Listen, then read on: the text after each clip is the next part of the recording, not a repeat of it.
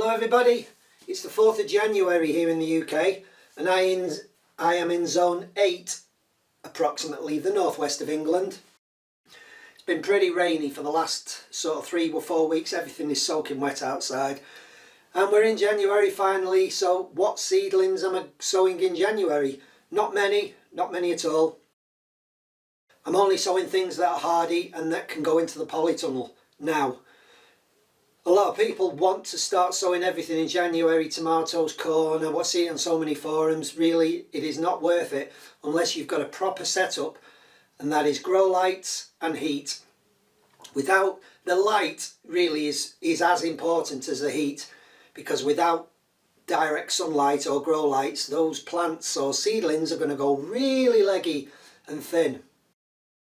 And if they need to be grown outside, which most of the stuff we grow does, then come the end of March, April, there's still chance of a frost, so they'll need to go into a polytunnel. They're going to be long, weedy and thin, and they're never going to do well, because once you take them from heat to cold, it stops the growth and they sit there, and actually they do worse than plants that are grown later on. Because once the heat of March, April comes along and the increased daylight, plants start growing and they keep growing and they put roots down and they thrive. So that's why it's really not worth growing much in January. I started sowing some seeds on Boxing Day because I always do, so I always put onions in on Boxing Day and garlic. But I already have some garlic at the allotment, some Solent White that I put in a month or 2 back. However, I forgot to net them, or I didn't bother netting them, and the pheasants and partridge pulled a lot of them out, broke the tops off. I planted them again, but as is always the case, they always rot in the ground once they've had the roots disturbed and the tops pulled out. So I've lost about 50% of my Solent White. However, I've planted more garlic, which is saved garlic from last year that I grew. That's all in pots now, it's in the polytunnel. As soon as it starts putting the roots out the bottom, I'll interplant that in that garlic bed. So that's the garlic I've planted. The other thing I've planted is onion seeds, and they were on Boxing Day. And I'm just going to pot these on now. I've grown 4 varieties. I've also grown some saved onion seed. I like to grow onions for seed because the flower heads are just beautiful, but more so than that, they attract so many pollinators and hoverflies. The wildlife loves onion flower heads. It's just crammed with life. So I grow them for that reason, more as a decorative thing, but also to save the seed from them. I'm going to do the winners for the Yacon, which I did in my last video, this weekend. So I'm going to pull some winners out and then I'll update that video towards this weekend or early next week, so good luck with that. Anyway, let's have a look at these onions. Planted 5 lots actually. This was my own onion seed which I'd saved this year. I've just planted another tray full of this, well, sowed another tray full. This was saved seed from a few onions that I put in last year, which were 2nd year onions, so that's kind of the seed I saved. I managed to get 10 little seedlings out of that first sowing. And I've already put a tray full of Red Baron in, and I'm going to carry on with these Red Baron seedlings.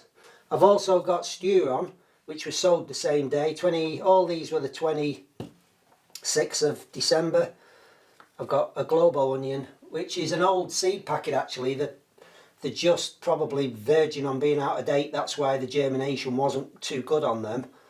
And the Elisa Craig, which are just sort of behind, but they're coming up now. I'm going to do, when I've transplanted these Globos, I'll do another tray full of Globos, because they're a nice big onion. But as the Red Baron seem to be the most advanced, I just want to get these out of this tray before the roots start curling around and getting entangled. So I'm going to put them into these little modules. I'm using clover compost, potting compost, which I absolutely love. You can sieve it. I do tend to sieve it when I do seedlings because it can be a little bit lumpy, but it breaks up fine. There's never much debris in it at all really. But when I'm sort of moving seedlings on, I don't bother sieving it.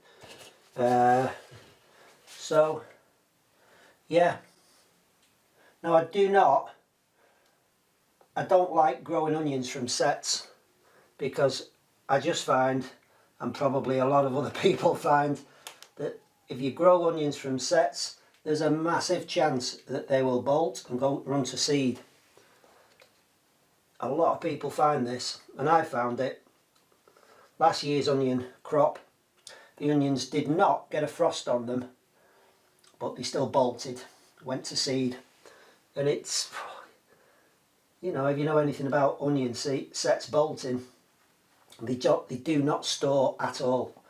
So you've probably got, I had the vast majority of my onion sets bolt.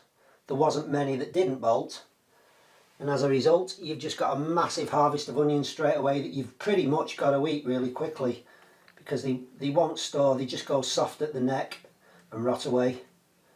So I'm lucky that I did do some seed last year. Same thing, Boxing Day, red onion I sowed on Boxing Day last year. They were the only onions that I've now got into storage.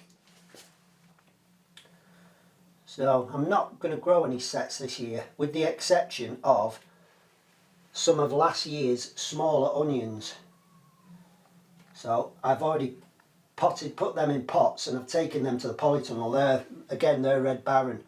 They didn't get too big because last year I kind of multi-sowed some of the trays with seed. So I had 3 and 4 onions growing up as little clumps, and that's great because you can, if you just want smaller onions, you don't always want a massive onion, do you? So yeah, I had some little clumps of 3 and 4 onions. Some of the little onions in the centre didn't get that big. So I've kept them, and I've put them into pots this year. And they, because of last year's onions, they should bolt this year. So I'll be able to use them to save as seed.